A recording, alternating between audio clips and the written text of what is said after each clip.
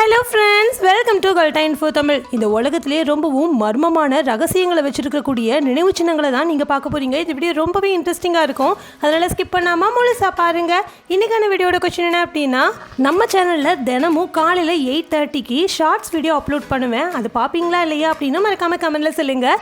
வீடியோக்குள்ளே போகிறதுக்கு முன்னாடி இந்த வீடியோ லைக் பண்ணி என்னோட சேனலையே சப்ஸ்கிரைப் பண்ணிங்க அப்படின்னா எனக்கு அடுத்தடுத்த வீடியோ பண்ணுறதுக்கான என்கரேஜ்மெண்ட்டாக இருக்கும். வாங்க வீடியோக்குள்ளே போகலாம். முதல்ல நீங்கள் பார்க்க போகிறது மவுண்ட் ரஷ்மோர். அதாவது இந்த இடத்துல ஒரு மிகப்பெரிய மலை இருக்குது. இந்த பாறையில் யூஎஸ் பிரசிடெண்ட்டாக இருந்திருப்பாங்க இல்லையா, அந்த 4 பேருடைய முகங்களை இந்த மாதிரி பாறையிலேயே செதுக்கி வச்சுருக்காங்க. கிட்டத்தட்ட 60 அடி உயரம் வரைக்கும் இருக்கக்கூடிய இந்த முகம் மட்டுமே பார்க்க பிரம்மாண்டமாக இருக்கும். இந்த மலை முழுவதுமாக கிரானைட்டால் ஆனது. அதாவது சவுத் டக்கோட்டாஸ் பிளாக் ஹில்ஸ் அப்படிங்கிற இடத்துல தான் இந்த மாதிரியான முகங்களை செதுக்கி வச்சுருக்காங்க. ஒவ்வொரு வருஷமும் கிட்டத்தட்ட உலகத்திலிருந்து 2 மில்லியன் பேர் இந்த இடத்துக்கு இந்த முகங்களை பார்த்து ரசிக்கிறதுக்காகவே வருவாங்களாங்க. இது கிரானைட் கல்ல அவ்வளோ அழகா செதுக்கி பார்க்கவே பிரம்மாண்டமா இருக்குமா. இதை உருவாக்குனது யாருன்னு பார்த்தா லீடு ஸ்கல்ப்டரான குட்சன் பாக்லாம் அப்படிங்கிறவர் தான் உருவாக்கியிருக்காரு. இந்த இடத்துல யாருக்குமே தெரியாத ஒரு சீக்ரெட்டான அறையையும் இவர் உருவாக்கி வச்சிருக்கிறாரு. ஆக்சுவலாக இதை வால்ட் அப்படின்னு சொல்லுவாங்க. அதாவது யூஎஸுடைய முக்கியமான டாக்குமெண்ட்ஸ் அண்ட் யூஎஸை பற்றின நிறைய முக்கியமான சீக்ரெட்ஸ் எல்லாமே இந்த வால்ட்டுக்குள்ளே பதுக்கி வச்சிருக்கிறதாவும் சொல்கிறாங்க. ஆனால் கீழே இருந்து, அதாவது தரையில் இருந்து நம்ம இந்த முகங்களை பார்க்கும்போது இந்த சீக்ரெட்டான வால்ட், அதாவது இந்த சீக்ரெட்டான சாம்பர் எங்கே இருக்குன்னே தெரியாது. ஆனால் ஹெலிகாப்டர்னாலேயோ இல்லைனா ட்ரோன் மூலமாவோ கழுகு பார்வையில் நம்ம மேலேருந்து பார்க்கும்போது, அதாவது டாப் வியூவில் இருந்து பார்க்கும்போது இந்த முகங்களுக்கு பின்னாடி இந்த சீக்ரெட்டான அறை இருக்கிறத நம்மளால பார்க்க முடியும். இந்த அறை முழுவதுமாக பிரான்ஸாலையும் மார்பிள்னாலையும் அலங்கரிச்சிருக்காங்க. இந்த கன்ஸ்ட்ரக்ஷனை 1938 ஸ்டார்ட் பண்ணியிருக்காங்க. கிட்டத்தட்ட 70 அடி வரைக்கும் வெர்டிக்கலாக இந்த மாதிரி இதை எக்ஸ்குவேட் பண்ணிகிட்டே போயிட்டே இருந்திருக்காங்க. இந்த கன்ஸ்ட்ரக்ஷன் 1941 ஸ்டாப் ஆகுது. ஏன்னா அந்த டைமில் வேர்ல்டு வார் நடந்துட்டு இருந்தது இல்லையா, அதில் இந்த லீடிங் ஸ்கல்ப்டரான போர்க்லாம் அப்படிங்கிறவர் இறந்து போகிறாரு. அதுக்கப்புறமா இவருடைய மகனான லிங்கோலின் போர்க்லாம் அப்படிங்கிறவர் தான் இந்த ஒரு ப்ராஜெக்டை கைப்பற்றி திரும்ப அதை செய்ய ஆரம்பிக்கிறாரு. இந்த சீக்ரெட்டான சாம்பர் மட்டுமே 35 ஃபீட் வரைக்கும் டீப்பாக போய்கிட்டே இருக்கும். இதில் பல விஷயங்களை உள்ள பதுக்கி வச்சிருக்கிறதாகவும் சொல்லப்படுது. பப்ளிக்கு இந்த இடத்துக்குள்ளே போகிறதுக்கு அனுமதி மறுக்கப்பட்டுச்சு. ஆனால் 1998 நேஷனல் பார்க் சர்வீஸ் இருக்காங்க இல்லையா, அண்டர் சர்வைலன்ஸில் இந்த இடத்த வச்சுருந்துருக்காங்க. இந்த இடத்துக்குள்ளே எல்லாருக்கும் போகிறதுக்கு அனுமதி மறுக்கப்பட்டாலும் ஒரு சிலருக்கு மட்டும், அதாவது அனுமதி வாங்கினவங்களுக்கு மட்டும் இதுக்குள்ளே போயிட்டு இதை எக்ஸ்ப்ளோர் பண்ணுறதுக்கு வாய்ப்பு கிடைக்குமா. அடுத்ததான் நீங்கள் பார்க்க போகிறது ஸ்கெல்லிங் மைக்கேல். அட்லாண்டிக் ஓஷனில் நீங்கள் நல்லா டீப்பாக போயிட்டே இருந்தீங்க அப்படின்னா அதில் ஒரு ரக்கடான ஐலாண்ட் இருக்கும். அதாவது கரடு முரடான பாறைகளை கொண்ட ஒரு ஐலாண்ட் இருக்கும். இந்த இடத்துல 6th செஞ்சுரியில் கிறிஸ்டியன் மாங்ஸ்லாம் இருப்பாங்க இல்லையா, அவங்க வாழ்ந்திருக்காங்க. அது எப்படி வெட்ட வெளியாக இருக்கக்கூடிய இந்த கரடு முரடான பாறையில் வாழ்ந்தாங்க அப்படின்னு கேட்டிங்கன்னா, இந்த பாறையை செதுக்கி முதல்ல ஸ்டெப்ஸ் போடுறாங்க. இந்த மாதிரி படிக்கட்டுகளை போட்டதுக்கு அப்புறம் அவங்க உள்ள தங்குறதுக்காக ஒரு மானஸ்ட்ரியை கட்டுறாங்க. அதாவது அவங்க அமர்ந்து தியானம் பண்ணி கடவுளை வர்ஷிப் பண்றதுக்கான ஒரு இடத்தை ரெடி பண்றாங்க. இந்த இடத்துல இவங்க பல செஞ்சுரிஸா வாழ்ந்துட்டே இருந்திருக்காங்க. ஆனா 13வது செஞ்சுரியில இந்த இடத்துல எந்த ஒரு மனுஷங்களுமே வசிக்காம இந்த இடத்த விட்டு டோட்டலா வெளியேறி இருக்காங்க. இப்போ இந்த இடத்த கவர்மெண்ட் சேக்ரெட் பில்கிரிம் சைட் அப்படின்னு அனௌன்ஸும் பண்ணியிருக்காங்க. இந்த இடத்துக்கு போகிறது அவ்வளோ ஈஸிலாம் கிடையாதுங்க. இந்த இடத்துல கிட்டத்தட்ட 618 ஸ்டீப்பான வெதரில் நம்ம போகக்கூடிய ஸ்டெப்ஸ் இருக்கும். அதாவது ரொம்ப செங்குத்தான இந்த பாறையில் நம்ம ஏறி போகிற மாதிரி இருக்கும். இந்த இடத்துல தான் ஏன்ஷியன் மார்க் மெடிடேட் பண்ணியிருக்காங்க. அதாவது சைலண்ட்டாக இந்த இடத்துல மெடிடேட் பண்ணியிருக்காங்க அப்படின்னு சொல்கிறாங்க. இப்போ இந்த இடத்துல நிறைய பறவைகள் வந்து சேர்றதுனால, அதாவது கேனட் பஃபின்ஸ் அப்படிங்கிற வித்தியாசமான ரொம்பவும் லார்ஜஸ்டான பறவைகள் வந்து தங்குது. அதனால் இதை வைல்டு லைஃப் சாங்சுரியாகவும் அனௌன்ஸ் பண்ணியிருக்காங்க. இந்த பறவைங்க இனப்பெருக்கம் பண்ணி அதனுடைய முட்டைகளை போடுறதுக்காக தான் இந்த இடத்த யூஸ் பண்ணியிருக்கு.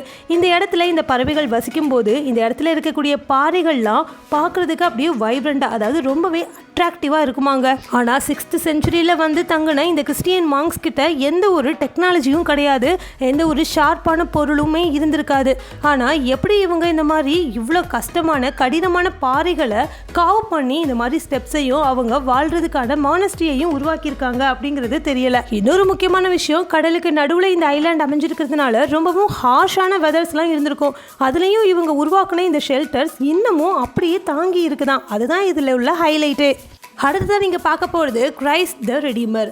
நம்ம வாழ்க்கையில் ஒரு தடவையாவது இந்த இடத்துக்கு போயிடணும் அப்படின்னு நிறைய பேர் ஆசைப்படுற ஒரு இடம் தான் இந்த இடங்க. இந்த இடத்துல கிட்டத்தட்ட 98 ஃபீட் உயரத்தில் இருக்கக்கூடிய ஜீசஸ் கிரைஸ்டுடைய ஸ்டாச்சு இருக்குது. இந்த ஒரு ஸ்டாச்சு தான் பிரேசிலுடைய கல்ச்சுரல் அண்ட் ரிலீஜியஸ் ஐடென்டிட்டியாகவும் இருக்குது. வெளியிருந்து பார்க்குறதுக்கு ஒரு ஸ்டாச்சு மாதிரி தெரிஞ்சாலும் இந்த இடத்துல, அதாவது இந்த ஸ்டாச்சுடைய உள்பகுதியில் ஒரு ஹாலோ இருக்கும், அதாவது ஒரு வெற்றிடம் இருக்கும். இதில் ஸ்டேர் கேசஸை அமைச்சிருக்காங்க, அதாவது ஸ்பைரலான ஸ்டேர் கேசஸை அமைச்சிருக்காங்க. ஏன்னா இந்த சிலையில் ஏதாவது கன்ஸ்ட்ரக்ஷன் ப்ராப்ளம் வந்தாலோ உள்ளே இருக்கக்கூடிய லைட்டிங் டேமேஜஸ் ஏதாவது ஆனாலோ இதை சரி செய்கிறதுக்காக தான் இந்த ஸ்டேர் கேஸையை உருவாக்கியிருக்காங்க. இந்த சிலைக்குள்ளே இருக்கக்கூடிய இந்த பாத்வேயை யாருமே யூஸ் பண்ண முடியாது. இது ரொம்ப ரொம்ப ரெஸ்ட்ரிக்டட் ஏரியா அப்படிங்கிறதுனால இந்த இடத்த பழுது பார்க்குற ஒரு சில டெக்னீஷியன்ஸ்க்கு மட்டும்தான் அனுமதி வழங்கப்படுது. இந்த ஸ்டாச்சுவை கம்ப்ளீட் பண்ணது 1931. கிட்டத்தட்ட 9 வருஷம் இந்த ஸ்டாச்சுவை எப்படி கட்டணும் அப்படின்னு பிளான் பண்ணியிருக்காங்க.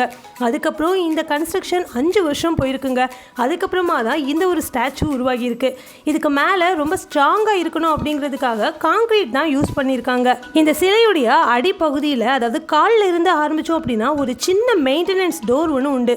அது வழியாக தான் இதுக்குள்ளே இருக்கக்கூடிய ஸ்டேர் கேஸை ஆக்சஸ் பண்ணி இந்த சிலையினுடைய உயரம் வரைக்கும் போக முடியுமா. இந்த சிலைக்குள்ளே மட்டுமே கிட்டத்தட்ட 12 அடுக்கு மாடி இருக்குது. அதில் 1300 ஸ்டெப்ஸ் இருக்குங்க.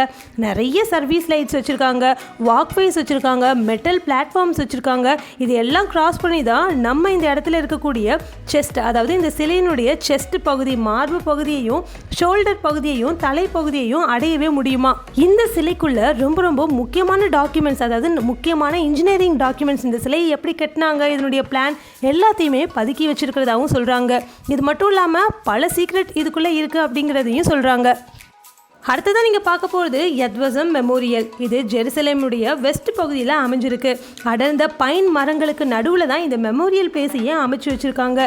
இந்த இடத்துல வேர்ல்டு வார் 2 அப்போ 60 லட்சம் யூதர்கள் கொல்லப்பட்டாங்க. அவங்களுடைய நினைவாக தான் இந்த மெமோரியல் பிளேஸையே உருவாக்கியிருக்காங்க. இந்த இடத்த இஸ்ரேலுடைய அஃபீஷியலான விக்டிம்ஸ் ஆஃப் ஹோலோகாஸ்ட் அப்படின்னு அனௌன்ஸ் பண்ணியிருக்காங்க. இந்த இடம் ஒரு மெமோரியல் பிளேஸ் மட்டும் கிடையாதுங்க. இதுக்குள்ளே காம்ப்ளெக்ஸ் இருக்குது, மியூசியம் இருக்குது, டேட்டா பேஸ் இருக்குது, ஸ்கல்ப்சர் கார்டன், எஜுகேஷன் சென்டராகவும் இதை யூஸ் பண்ணிகிட்ருக்காங்க.